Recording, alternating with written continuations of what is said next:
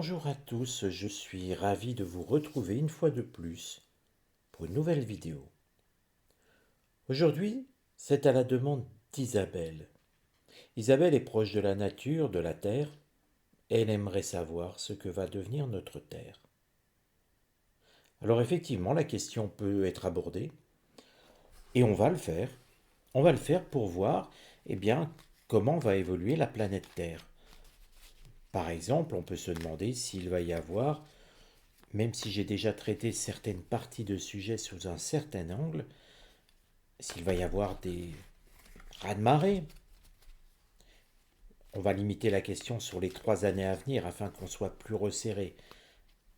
Mais on peut se demander donc si le changement climatique que l'on observe, dans un sens ou dans l'autre, parce que vous voyez bien qu'au niveau réchauffement, certains ne sont pas d'accord, alors on va se contenter de parler de changement climatique. Est-ce que les changements climatiques vont impacter fortement la planète Terre? Est-ce qu'il y aura de nouveaux tremblements de terre? Pourrait-il y avoir, que sais-je, comme je vous l'ai dit, des raz-de-marée, mais aussi peut-être des tornades destructrices, plus que nous en avons habituellement? Il y a donc beaucoup de possibilités. D'un côté l'oracle de Béline, de l'autre l'oracle du 6e jour, de fil-voyance. Quand vous me voyez présenter un oracle, mis à part le Béline, mais dans ce cas-là, il y a aussi dans la description de la vidéo des PDF gratuits à charger, vous pouvez regarder sur le site de Fil-Voyance des explications sur cet oracle. Posons la question, comment va évoluer notre planète Terre dans les 3 années à venir? Donc je commence par prendre les cartes de l'oracle de Béline, je fais un tirage en croix. Pour ceux qui ne connaissent pas la chaîne, le tirage en croix c'est une méthode codifiée avec un ordre bien précis que vous pouvez retrouver dans tous les bons ouvrages ésotériques. Et je vais non pas recouvrir, je vais faire la même question, comment va évoluer notre planète Terre, à l'oracle de fil-voyance.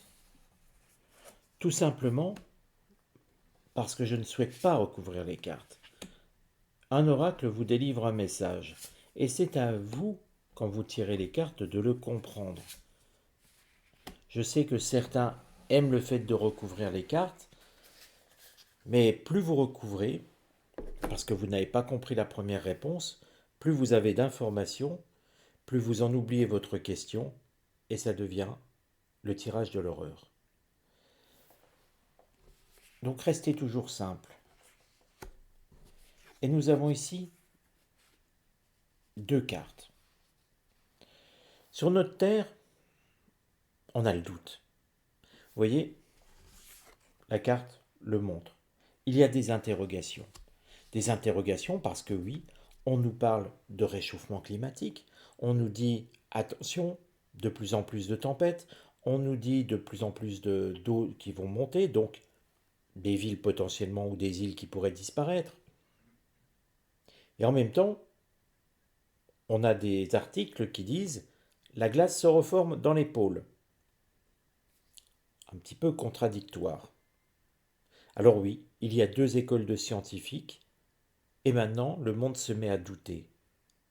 Parce que l'on soit d'accord sur le fait que ce soit l'activité humaine qui provoque telle ou telle chose, on peut encore se dire, bon, il y a matière à discussion. Mais quand on arrive sur 2 choses complètement différentes, la glace au pôle fond, ah non, la glace au pôle se refait, vous avouerez que ce n'est plus audible. Il y en a un des deux qui se trompe, ou pire encore, qui ment. Parce que maintenant, le monde devient méfiant. Le monde, il y a 30-40 ans, ne s'intéressait pas autant aux phénomènes à la fois climatiques, sociétals qui se passent aujourd'hui. À présent, le monde s'intéresse. Le monde se documente par Twitter, maintenant X, par Facebook, par les réseaux sociaux, par les vidéos sur YouTube, des vidéos qui sont explicites, qui montrent des choses. Et puis, c'est aussi parce qu'on peut ne pas croire les gens sur les médias, mais ceux qui tiennent le discours, un fond, l'autre se régénère, ce sont des scientifiques dans les deux cas. Alors, qui croire? Eh bien, c'est ça, c'est le sens de cette carte, le doute. Et ici, nous avons une carte jupitérienne qui montre l'héritage. Alors l'héritage, vous allez me dire, quel est le sens de la carte? Eh bien, l'héritage nous montre que nous vivons sur un héritage. Il y a des choses du passé qui se représentent. On pourrait dire qu'il y a une forme de petit retour en arrière. Peut-être que c'est sporadique, peut-être que ça ne va pas durer, mais cette carte aurait tendance à donner raison aux scientifiques qui expriment le fait que les glaces se régénèrent.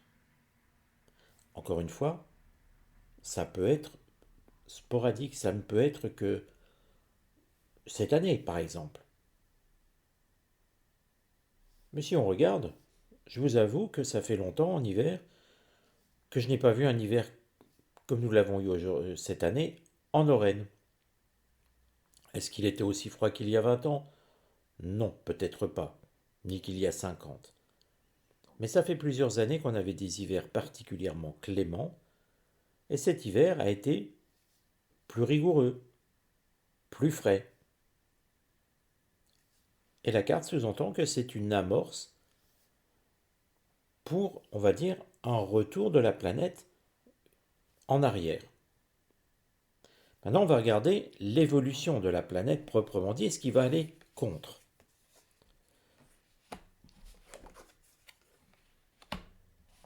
Alors, ce qui est en opposition, c'est le respect. On pourrait le matérialiser autrement. On ne respecte plus notre planète. Sous diverses affaires, il s'agit de voir à la fois les pollutions, ce que l'on émet, notre mode de vie. Et quand je dis notre mode de vie, c'est dans tous les sens. Donc, on ne respecte plus la planète. On ne respecte plus l'écologie de la planète. Mais attention, quand je prononce le mot écologie, je ne dis pas le gros mot des écologistes. Il ne s'agit pas de dire que là, il faut revenir à l'âge de pierre, ou de sortir ne serait-ce que je ne sais quelle ineptie. Il s'agit juste de dire que l'humain, dans sa globalité, ne respecte plus la planète, et que ça, pour son évolution, ça lui est néfaste. Attention, la carte ne donne pas de solution, c'est juste une constatation. Et nous avons ici la carte de la destruction. C'est beaucoup plus embêtant, parce que là, ça nous montre que l'évolution de la planète se fait aussi avec des destructions. Et là, on pense tout de suite tremblement de terre. Ce qui veut dire que dans les 3 ans à venir, nous allons avoir des tremblements de terre extrêmement importants. Tremblements de terre ou de tsunami. Vous savez que le tremblement de terre, le tsunami, c'est un tremblement de terre sous-marin. Le résultat, c'est que nous prenons des vagues et que ça noie les côtes, ou ça noie une île. Rappelez-vous en Indonésie le tsunami terrible qui avait fait, je crois, 100 000 morts ou peut-être plus. Là, nous sommes sur la destruction, c'est exactement la même chose. Un tremblement de terre, plusieurs tremblements de terre d'ailleurs, qui vont se passer d'ici 3 ans. De gros tremblements de terre. Et vous voyez, depuis le début, j'ai le chiffre 4 en tête. Pour moi, nous allons vivre 4 gros tremblements de terre. Je parle vraiment de très gros tremblements de terre qui vont détruire des villes ou en tout cas des parties de villes.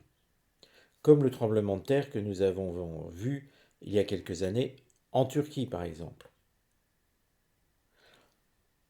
Les zones sismiques vont faire parler d'elles. Pourquoi 4? Un très gros, un autre équivalent et 2 plus petits. Mais quand je dis plus petits, attention, ils seront dévastateurs quand même. Le conseil pour la planète Terre,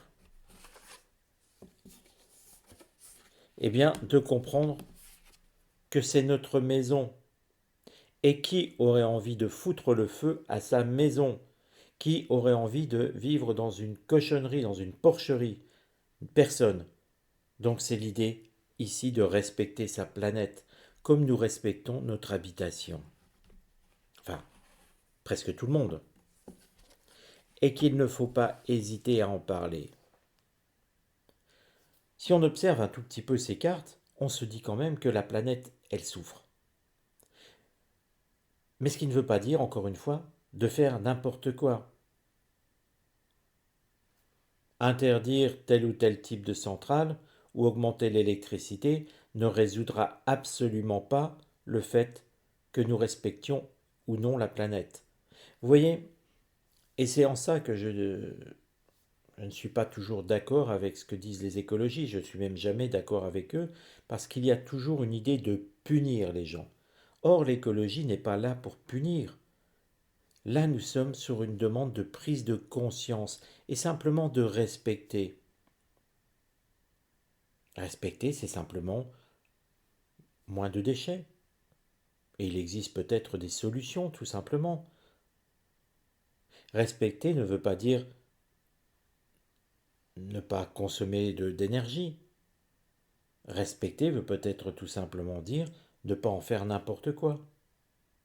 Et que ce n'est pas en l'augmentant que l'on résoudra les problèmes. Donc c'est une invitation aussi, on pourrait le prendre sur le monde politique, à se dire apprenez à respecter la planète et non pas à pondre des mesures. Vous voyez, parce que là, c'est respecter la planète, nous ne le faisons pas, mais on vous dit d'en prendre soin comme de votre maison et d'en parler. Vous voyez que l'oracle, pour respecter la planète, ne dit pas qu'il faut ne plus consommer d'énergie. Il ne dit pas qu'il faut faire telle ou telle chose. Il dit simplement qu'il faut une prise de conscience. Comme si finalement, il n'y en avait pas de prise de conscience. Et que tout le monde s'en foutait royalement. Peut-être les politiques en premier d'ailleurs. La synthèse.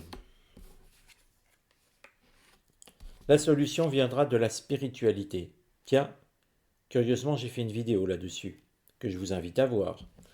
Et nous avons ici la carte de la sagesse, ce qui montre que l'avenir de la planète, il faut en réfléchir. Il faut y réfléchir régulièrement, continuellement avec Jupiter. Comment elle va évoluer notre planète? Mais il faut y réfléchir comment elle va évoluer. Et peut-être faire attention.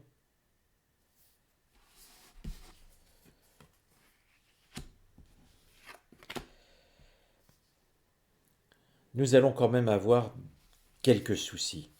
Parce que vous voyez, ici, nous allons avoir des problèmes, je dirais, des raz-de-marée, en tout cas des problèmes avec l'eau.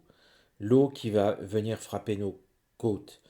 Est-ce qu'on peut parler de tsunami? Oui, vraisemblablement, avec ici la destruction. Pour moi, dans ce lot-là, il y aura un tsunami important, comme nous avons eu dans le monde avec ce tsunami qui a frappé l'Indonésie. Nous allons avoir quelque chose. Ça ne dit pas où, c'est vrai. Mais attendez-vous à un énorme tsunami. Quelque chose qui va frapper fortement les côtes et qui fera très peur ici avec une carte lunaire. J'aurais tendance à dire un pays africain. À cause de ce masque, je peux me tromper, vous pouvez ne pas être d'accord. Pour moi, ce masque m'évoque en partie l'Afrique. J'ai le sentiment très très fort que ce tsunami ici viendra frapper les côtes de l'Afrique, créant des dizaines de milliers de morts. C'est peut-être la seule indication que j'ai sur cette destruction. Vraisemblablement, ça sera la plus grosse partie de la destruction. Alors voilà, l'évolution de la planète, quand on regarde, ben oui, la planète demande à être respectée, demande à faire attention, demande de réfléchir sur elle. Et on a des doutes, même elle ne sait même plus où elle en est, car tout semble un petit peu fonctionner de façon disparate.